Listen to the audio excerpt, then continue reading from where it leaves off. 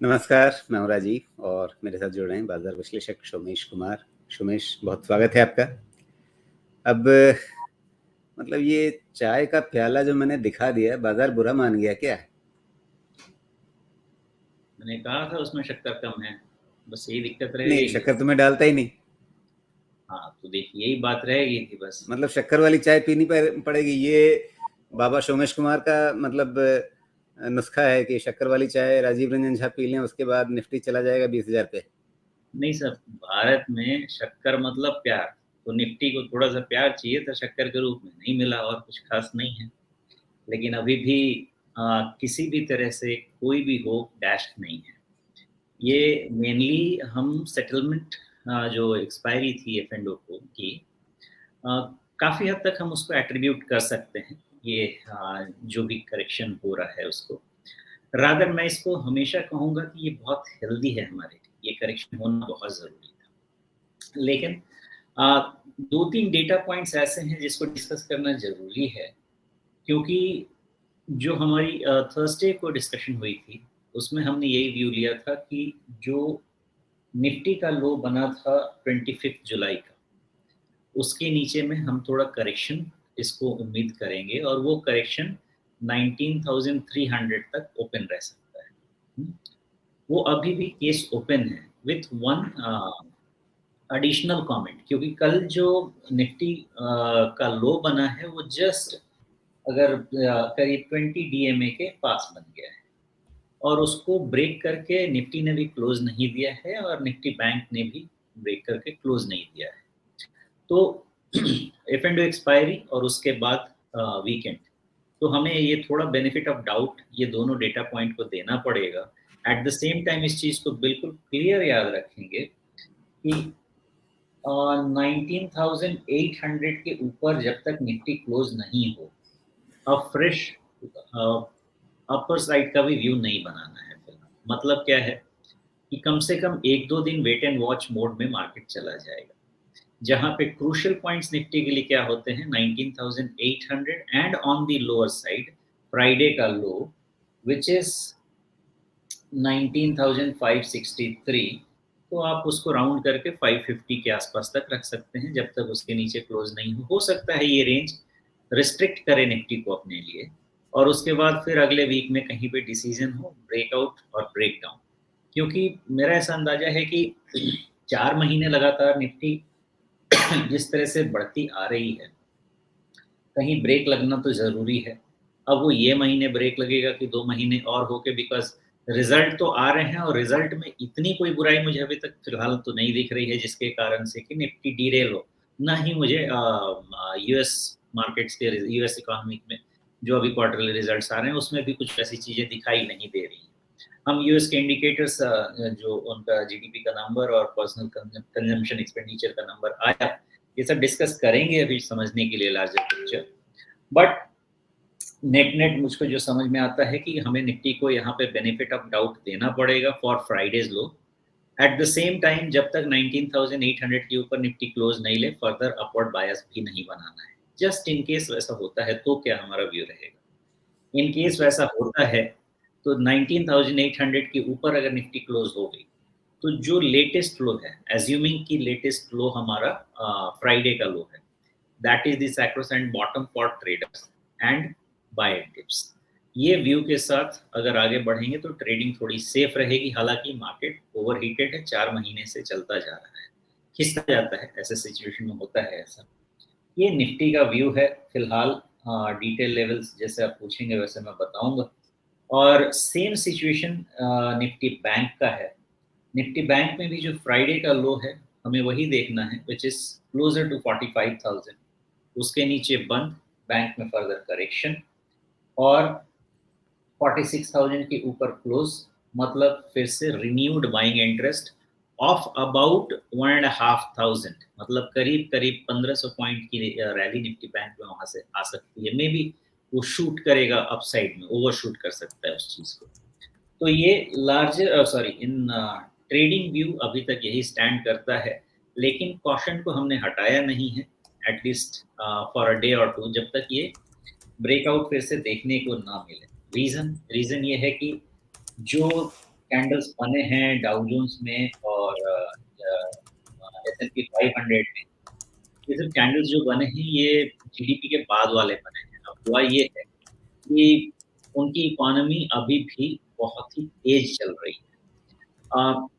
जो इन्फ्लेशन है उसको उनका बेस इफेक्ट तो मिलेगा, उससे उनको बेनिफिट मिलेगा कि अब जो 7-8-9% वैसा इन्फ्लेशन चल रहा था वो नहीं आने वाला है। इन्फ्लेशन एक रिलेटिव नंबर है और 1 साल हाई इन्फ्लेशन निकलने के बाद बेस इफेक्ट किक इन हो जाता है। ये साल बहुत आसान हो जाएगा फेड के लिए, इसके बाद प्रॉब्लम, उन्होंने इसीलिए 2 साल का वक़्त लिया है। ये साल बेस इफेक्ट से वो बच जाएँगे, अगले साल फिर उनको तकलीफ होने वाली है। तो यहाँ पे जो एक रेट राइज़ फिनिश हो जाने की उम्मीद थी, मुझे लगता है कि अब सितंबर वाले को रूल आउट नहीं किया जाएगा।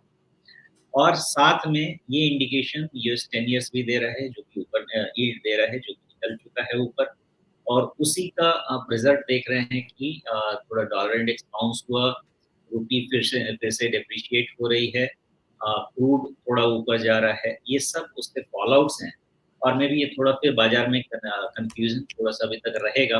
आई थिंक अप टिल सितंबर ये मैक्रो पार्ट है, लेकिन अभी तक हमारे बाज़ार की रैली या यूएस मार्केट की रैली कहीं डीरेल नहीं हुई। जी। तो फिलहाल अभी बाज़ार में मजबूती का एक सिलसिला बना हुआ है। निफ्टी पर आपने विस्तार से बता दिया, लेवल्स भी आपने बता दिए। अब साथ में बैंक निफ्टी की भी बात समझ लेते हैं कि बैंक निफ्टी में किन लेवल्स का ध्यान रखना है। तो यहाँ भी जैसे निफ्टी ने कल अपना 20 डे मूविंग एवरेज छुआ है, वैसे ही बैंक निफ्टी ने भी किया है और इसका लो पॉइंट थोड़ा-सा नीचे गया, लेकिन कुल मिलाकर के आप कह सकते हैं मतलब चूँकि बंद उसके ऊपर हुआ है। और दूसरी चीज़ साथ में ये भी पूछना चाहूँगा कि निफ्टी हो या बैंक निफ्टी दोनों के लिए, अगर 20 डे मूविंग एवरेज छूटता है, तो फिर क्या सीधे हम 50 डे मूविंग एवरेज की बात कर सकते हैं, जो अभी निफ्टी बैंक में तो साफ-साफ अपने पिछले स्विंग लो के आसपास है, जो स्विंग लो कहाँ पर है?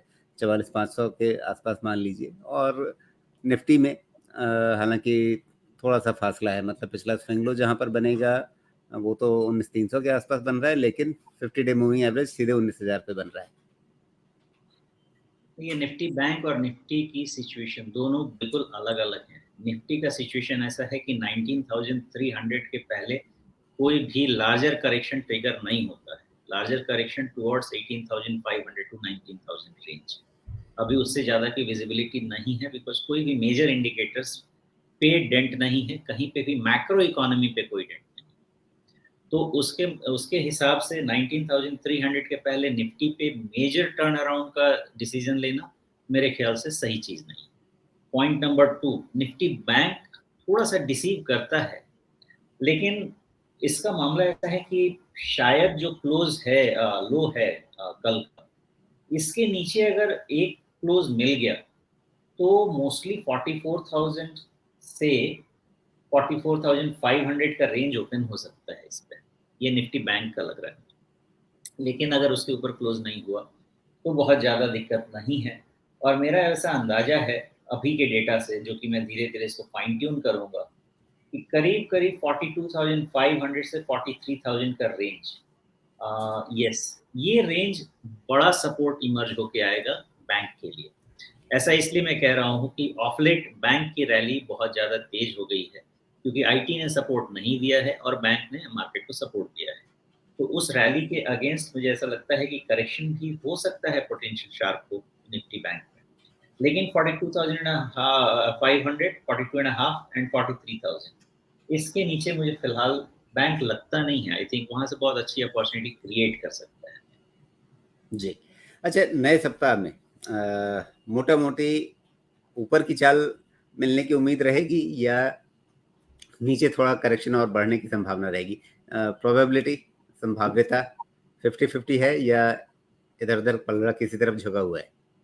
एक्चुअली जो कल का लो और क्लोज है निफ्टी, बैंक निफ्टी और निफ्टी का, ये टोटली ब्रिटानिया 50-50 से इंस्पायर्ड है। इसलिए डिसीजन यहाँ पे लेने की जगह बनती ही नहीं है। हमें 1-2 तो दिन का सोमवार को डेटा समझ में आ जाएगा क्या? ट्यूसडे तक तो आ जाएगा। 1 से 2 दिन का डेटा लगता है, वो समझ में आ जाएगा और बुधवार को तो फिर मैं आपके पास आ ही जाऊँगा। जी। नहीं, 3 दिन में तो कहानी हो सकता है कि जो दिशा चुननी हो वो बाज़ार चुन चुका हो। लेकिन उसके लिए लेवल्स समझ लें और वो लेवल्स फॉलो कर सकते हैं। अगर मान लीजिए कि अदर साइड अगर मार्केट निकलता भी है, तो भी हमारे लेवल्स बहुत ही क्लियर हैं, उसमें कोई कन्फ्यूज़न है ही नहीं।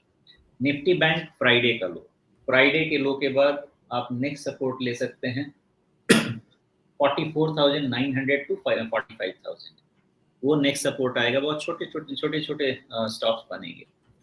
फिर आप आ जाएँगे 44,600 से 44,400 का ज़ोन। ये काफ़ी अच्छे सपोर्ट्स क्रिएट होंगे निफ्टी बैंक के लिए, जस्ट इन केस रिवर्स हो जाता है मार्केट यहाँ से तो, okay. On the upper side जब तक आपको 46,000 के ऊपर क्लोज नहीं मिले, कोई फिलहाल लॉन्ग व्यू लेने की ज़रूरत नहीं है। नीचे वाले लेवल समझ के उस सपोर्ट को आप यूज़ करके ट्रायल ले सकते हैं बाय करने का। 46,000 क्लोज होगा, निफ्टी बैंक आपको 47.5 के आसपास तो मिल जानी चाहिए। जी।